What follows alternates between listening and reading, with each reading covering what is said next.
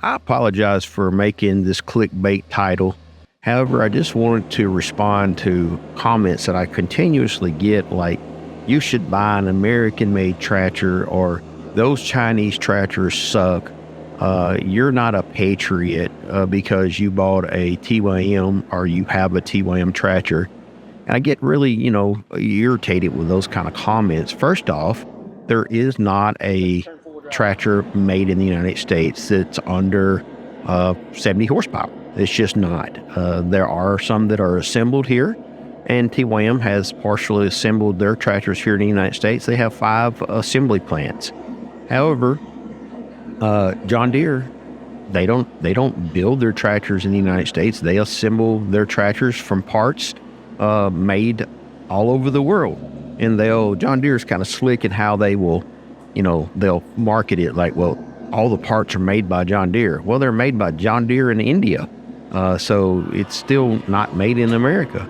And on top of that, like John Deere's E-Series tractors, they are pretty much 100% built in India.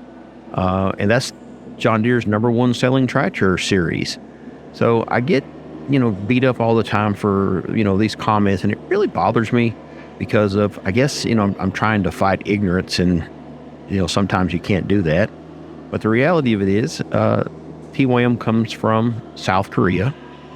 They're a really well built tractor, a well-designed tractor. This one that I'm sitting on here is over 4 years old, going towards 5 years old. Got over 500 hours on it. Just abuse the tractor, and it just won't break. Not saying that you can't tear it up, you can, but if you take care of it, maintain it, it'll last as good as any tractor out there. So I hope you enjoy watching me build this ditch, but I just wanted to rebut all these comments that I'm getting lately. It kind of bothers me.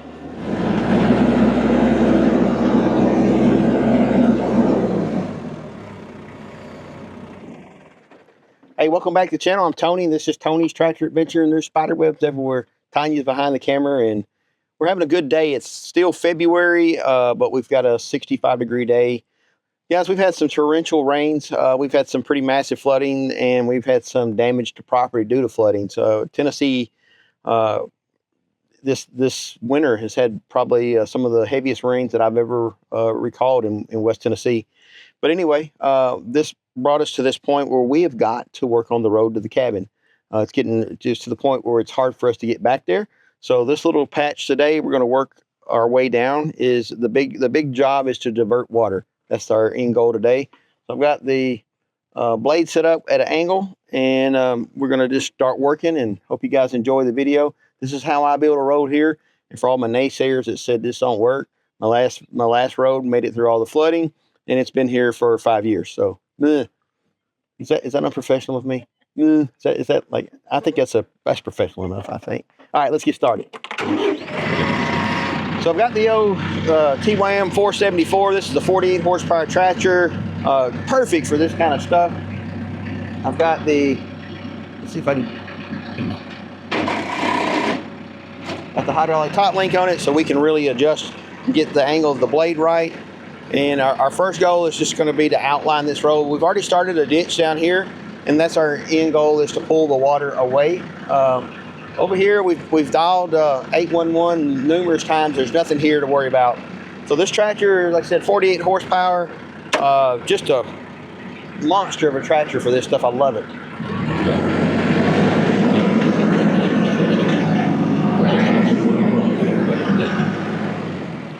So the key to this is planning.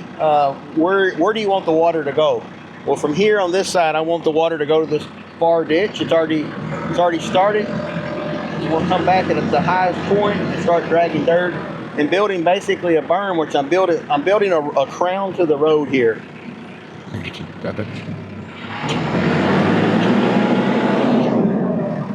guess I should turn full drive on.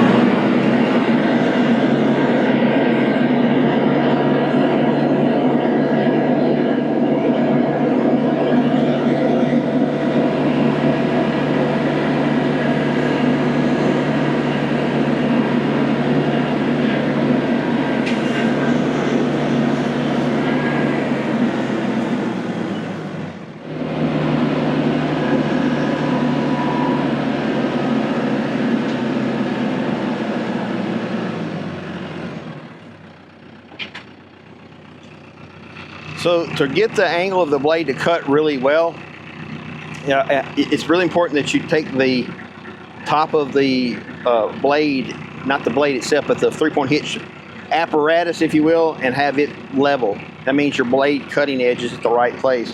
What we're going to do is extend the top link.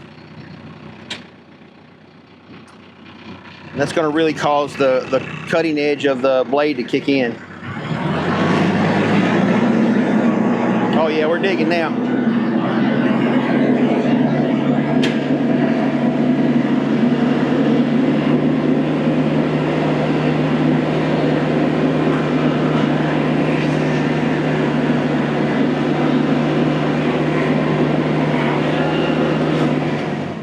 So we'll keep repeating this several times until we get a good indention on this side, and I'll probably come back and make the other side kind of roll over so that it's not just a harsh drop off. But we're going to get it, we want to build this up so the water can't rush over this and go down and wash the road out. Eventually we're going to have to put a culvert, and we have some, but today we're just trying to start shaping. I'm surprised the ground is fairly wet, but this clay is still really hard. I mean, this is, I'm surprised at how hard it is. So we're going to drop this down. Again, if you come back around here, Tanya, where they can see the what I'm talking about on the top link, I want the top of the blade to be level with the ground, and it makes the cutting edge.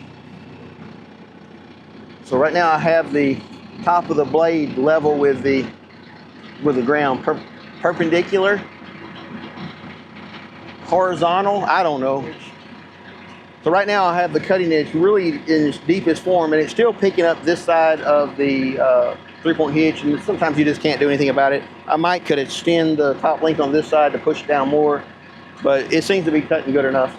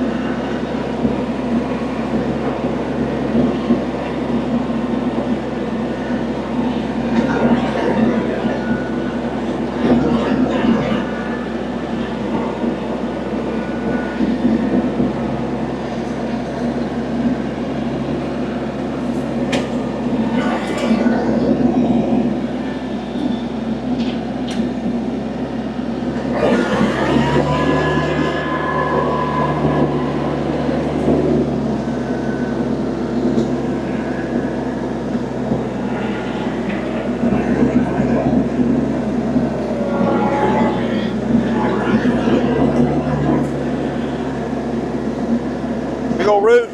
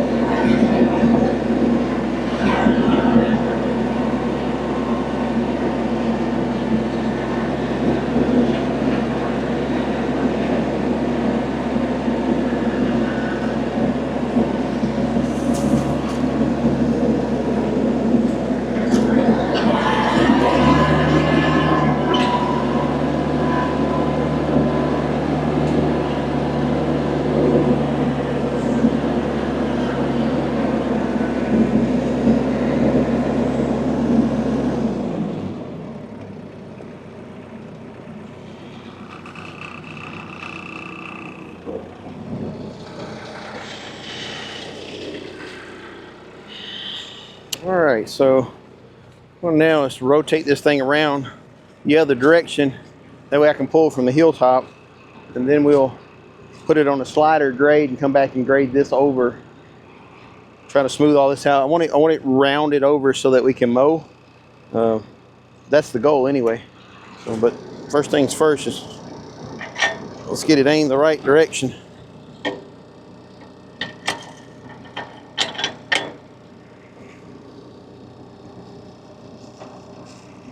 Got your top pin here that you rotate it, and this is your bottom pin where you can, let's run it flat.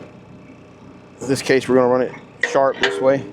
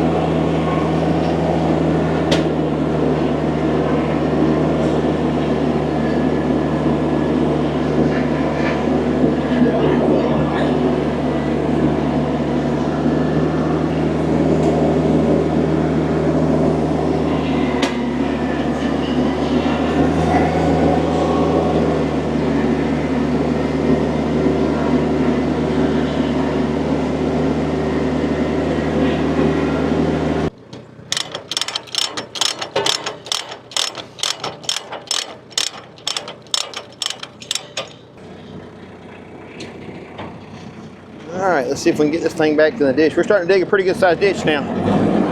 That's definitely going to divert some water. It might not divert a flash flood, but it will definitely, it's definitely going to divert some water.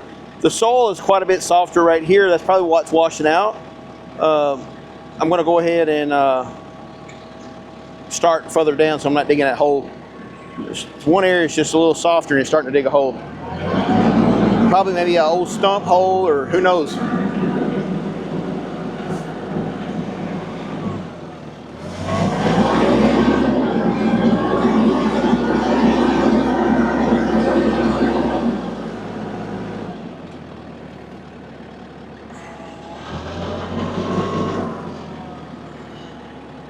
I'll tell you, this is absolutely fun. I know this is supposed to be work, but Tanya's behind the camera and she says she's not having fun.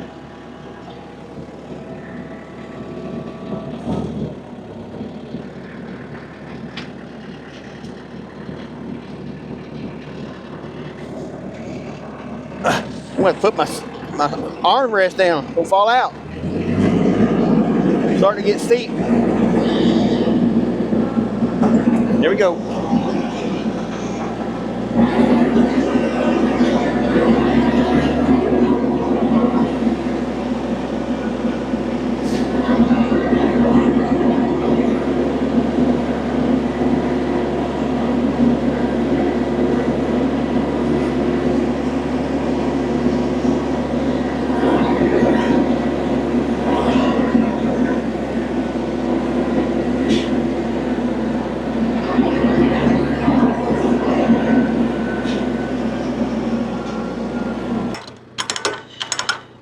Now this would be nice for the other rear remote. There's a cylinder you can add onto this. I'd probably pick it up, Tractor Supply, whatever, and I put the cylinder on, have an additional hydraulic movement where I don't have to do it by hand. And I would never get off the tractor, so that may be something I look at in the future, but right now, this is not terrible. Sure beats a shovel. Think about all the roads in our nation's history that were dug by hand with a shovel.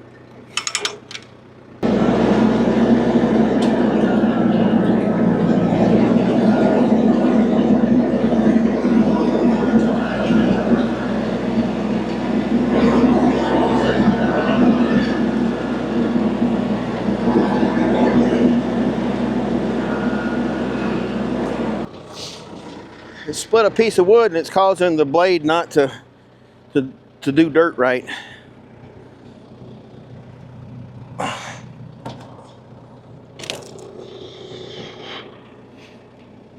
A cedar.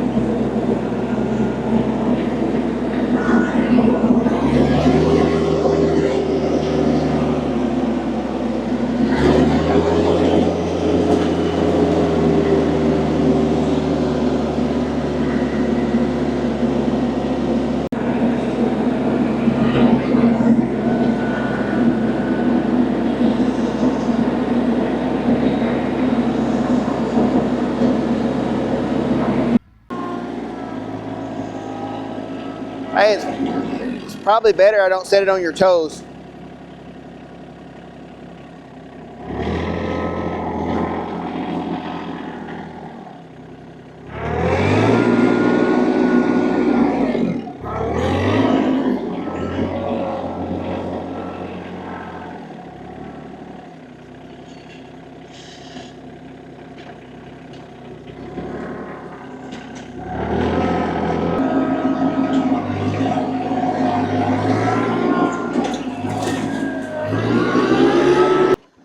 Well, that's going to wrap up today.